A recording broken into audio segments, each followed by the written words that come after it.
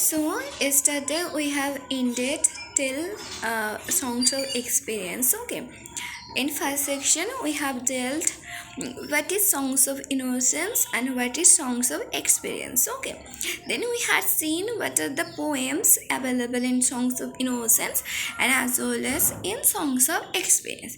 In today's section we'll be doing lamp.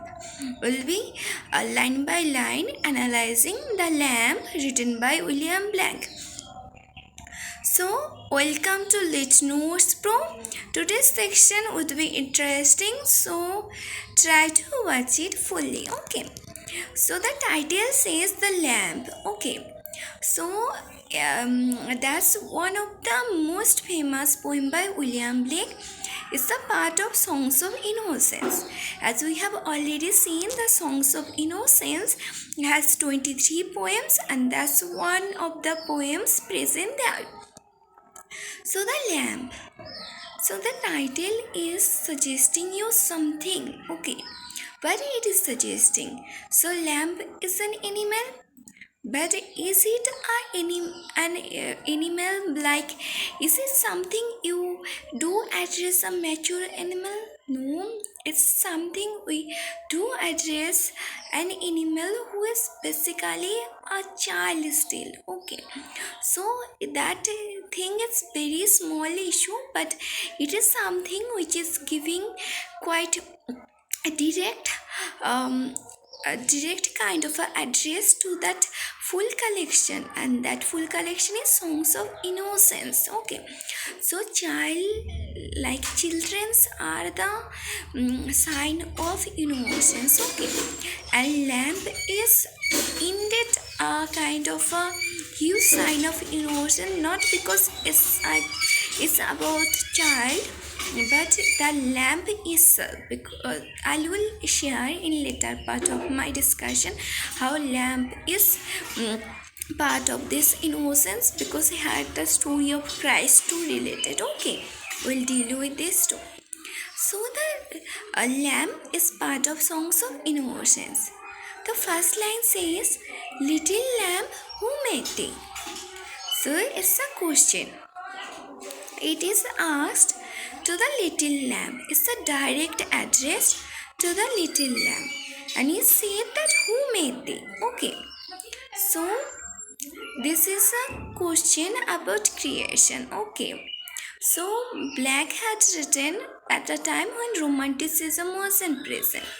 But he had written at the time when there was long sort of a turmoilic situation was going on due to industrial revolution, and other factors were available, okay, which later proven to be French Revolution. Okay, so in that time he had written and he had asked this question, "Little lamb, who made thee?" So it's a very philosophical question, but it has been written like a child rhyme. Okay, child rhyme is written that little lamb, who made thee? Dost thou know who made thee? So a direct address had been made to the little lamb. That poet speaker had asked to the lamb that does it know who had made it? So then the next line says, "Dost thou know who made thee?" Mean that do you know who made thee? So if we take it in a long way, like if we interpret it in the way Blake himself get connected, because Blake had a long history towards religion. Okay, he is someone who is to believe in that absolute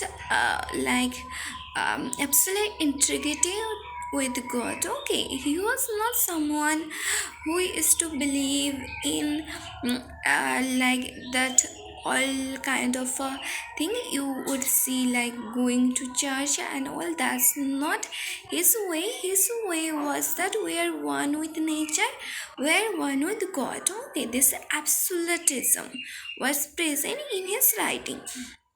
uh, like that poem, if you read, okay, we'll go line by line.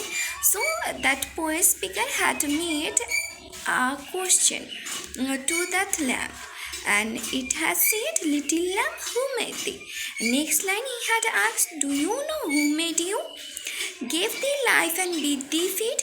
Who had given you life? Who had given you food?" That's a very different question. Maybe as a grown up, when you are listening, you are finding no logic here. But it is a kind of a child rhyme you can see, but it has a deep philosophical meaning. Okay, deep meaning towards our own existence. It's an existential poem which is asking question that, do you ever thought who made you? It's made to the lamb, but we can think ourselves too here, no? That question same be asked to us, that do we know who made us? Then do we know that who had given us life, who had given us food? So then, by the stream and over the mead, that's the places where lamb get food. Okay, so stream and over the mead. Give the clothing of delight. So, like, who had given it a clothing of delight?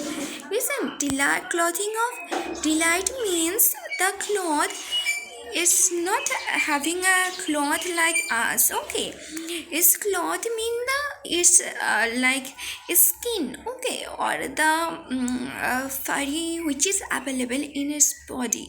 Like you must have seen lamp, no? That's you're supposed to know, gave the clothing of delight because it's happy.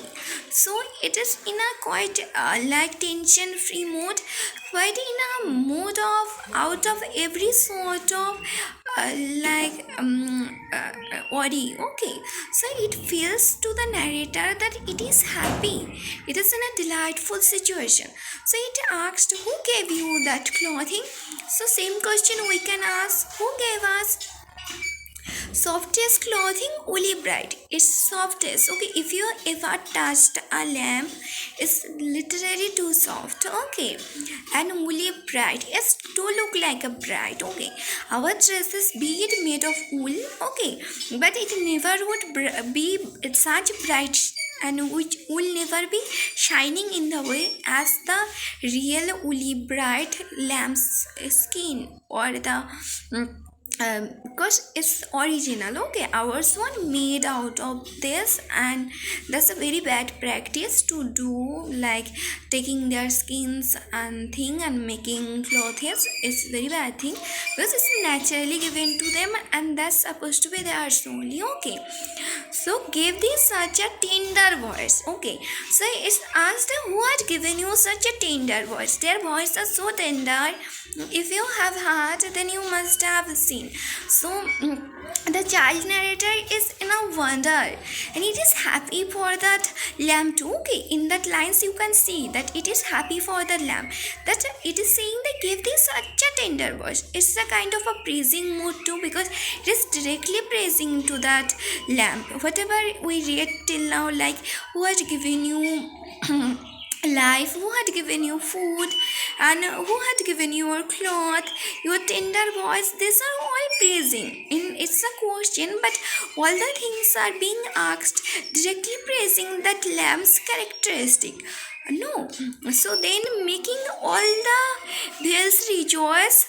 So it is it's circling in the wheels, and it's in a rejoice mood, because if you ever seen lamp, okay, so when they are alone, maybe not that way, but when they are more than one, they do jump in whales and in other sort of a place where grasses are available. They do jump, play, eat, and they are happy. Okay, so last is the ending, little lamb who made thee, does thou know who made thee? It's a very simple poem. It may feel like it's a kind of a poem which may feel like a child rhyme, which is asking little lamb regarding its creator. It says that little lamb who made thee. Then it says that ask that who had given you food, who had given you life, who had given you cloth, who had given you such a tender voice, and this is how it is ending, no? But now we directly connect with the songs of innocence. Okay, so if you want to know what is innocence, innocence is basically the human state which we are supposed to be when we are in child. Okay, but later, as soon as we get experiences, we change. Okay, how it is? So if you had read a little bit regarding creation of human being, which is present in Genesis, okay, and if you had written secondary reference of it in Paradise Lost, then you can come to know there were two human beings, okay, whom God had created. First one was Adam, whom God had created, and then second one was Eve, whom God created from ribs of the Adam. Okay, so these two human beings were there. They were too innocent. They were out of all the malignity which available nowadays in human being. So they were too innocent. They were living in a happy mood. They never had that 7 cardinal sins. They never committed this, and they had not taken the fruit of the tree of knowledge. Okay, when God had created them, God had put a kind of a condition before them. You can eat everything, you can do everything, but you can't eat that fruit which is available in the tree of knowledge. So they obeyed God, and they never took it. Just except one day they broke that promise, that even after being provoked by the Satan. After being provoked by Satan, they ate that fruit of knowledge, and they fall from their innocence, and they became part of experience. And as soon as they broke that promise of God, they were taken out of this garden of Eden, and they were thrown to this earth. So we are human beings who are fallen from this innocence, and we are living in experience. Okay, but still it is believed that children are the one who are still living in the time of innocence, but as soon as they start growing up, they become too part of this experience. Okay, so that's one context. Second context is a pastoral living, a living within goodness. So those poems which are part of this songs of innocence, it all talks about pastoral living, but you get a very beautiful country image where it's out of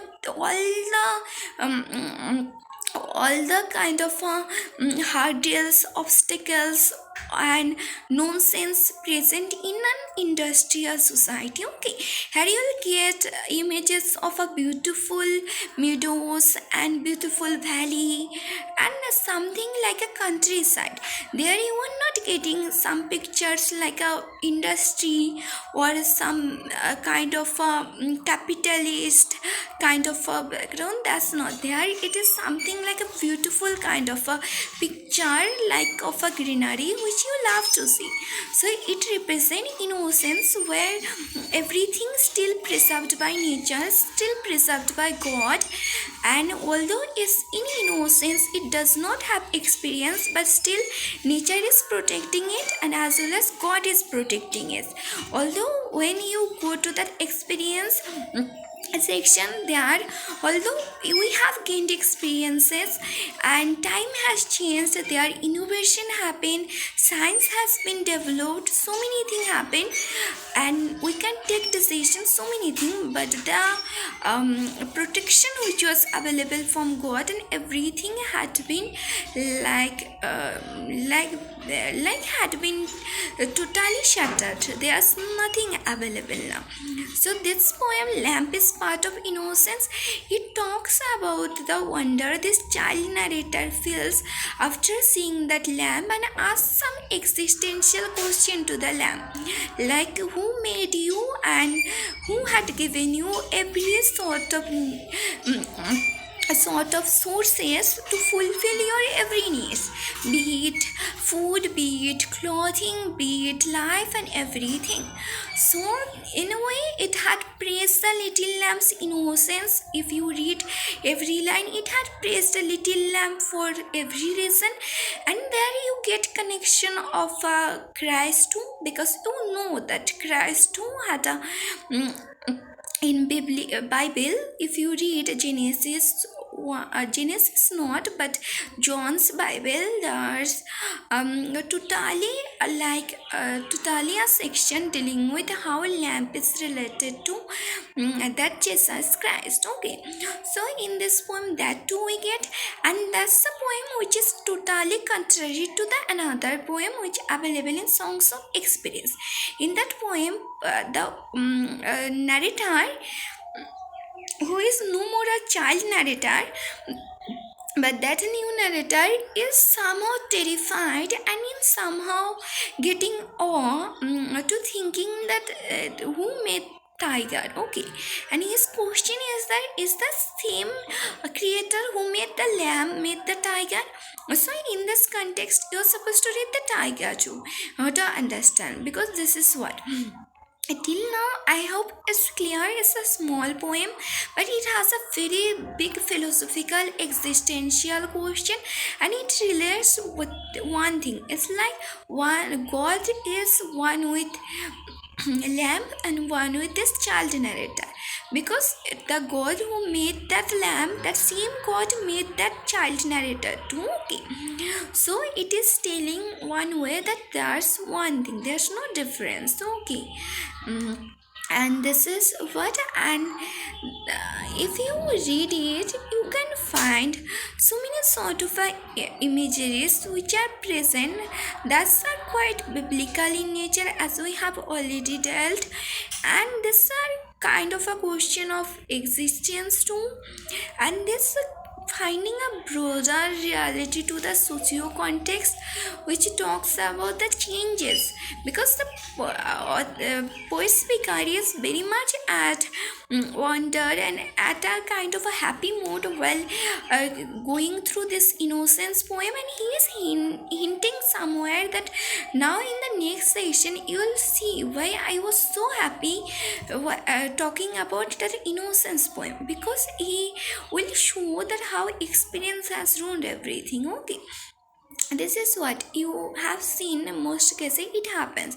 There's something nice we show just before showing the worst part of it, or just because showing that what would happen if it breaks. Okay, so this is the poem, that's one of the most famous poem, part of the Songs of Innocence, where the questions being made to the little lamb directly, where the lamb has been uh, defined by its physical characteristic and some unique characteristic of it, and that the poet speaker is in a kind of a delightful mood, and is a kind of a in a way is praising that lamp for every unique characteristic it is holding, and is somewhere trying to see that so that's the first para of it. Second para says that little lamb I tell thee, little lamb I tell thee. So in the second para, the poet speaker started telling that lamb that who made it. He is called by thy name, for he calls himself a lamb. He is meek, he is mild, he become a little child. I a child, thou a lamb. We are called by his name. Little lamb, God bless thee. Little lamb, God bless thee. So in the next para, all the first para was about the questions that child speaker was asking the lamb that does it know who made it, who gave it food, who had given it life, who had given it such a tender voice, everything. So in the second para, the child speaker now says that I can give you the answer, so I'll tell thee. So who? Then he said he is called by thy name. Thy name is he too called by lamb. As I told you that Christ too was named as a known as a lamb. One day I'll read that part of Genesis. Okay. that part of not Genesis, basically that part of John's Bible. Okay, so he is called by thy name, for he calls himself a lamb. He is meek, he is mild. So that God himself is meek and mild. This is a very beautiful characteristic. It's a characteristic of innocence. Okay, because this is what that meek and mild. Okay, gentle and something so much soothing. Okay, like he become a little child. That how Christ came, isn't? You have that idea, no? That Virgin Mary and everything. So I'm not telling this. So Christ too had came as a child. Okay, I a child, thou a lamb. It's a child speaker, so he is a child as well as the lamb is a child. I a child, thou a lamb. So now he tells that I a child and you a lamb. So we are called by his name. In that part, he had connected these three parts. Okay, who are these three parts? Child speaker, then lamb, and that God. Okay, these three are one. He is telling now these three are one. Who are these three? Child speaker, lamb, and that very God. So we are called by his name. Little lamb, God bless thee. Little lamb, God bless thee. It's ending with blessing that little lamb. Okay. So I hope it's clear. First para is about the questions asking regarding that lamb's existence and its life, and the second para the child speaker is giving it answer. So it's a very philosophical question, philosophical poem, and although it does feel like a biblical mm, poem, as it has a biblical imagery, definitely it has a kind of a religious background. You have to read it from that perspective. You have to take some references which have been available in that poem, although not directly, but it has been. There's so much allusion available. Okay, so we would be seeing this, and although it does feel like it's a child rhyme, which it is, but it has a deep thought inside of it. Okay, it has a very deep meaning which has to be understood in order to get the full out of it. Otherwise you won't be able to get. Otherwise you feel, what is that? It's just certain question. It's not certain question. It's about a life. It's about a deep philosophy. We see is that there's one God, and that one God is present in every creature. Okay, and especially in the creatures which are most vulnerable, most fragile. Okay, and those beings who are too fragile, vulnerable, and so innocent. Okay, this is what it is saying, and it is what God has created and God has been protecting, because it's part of innocence still. So and that's the poem, and it had deep reference to the creation of human being, then deep reference to that Christ story. Biblical themes are available and everything. In next video we'll be dealing with tiger. Okay, for the time being, please be here and subscribe the channel, okay, to get notification on time. Thank you.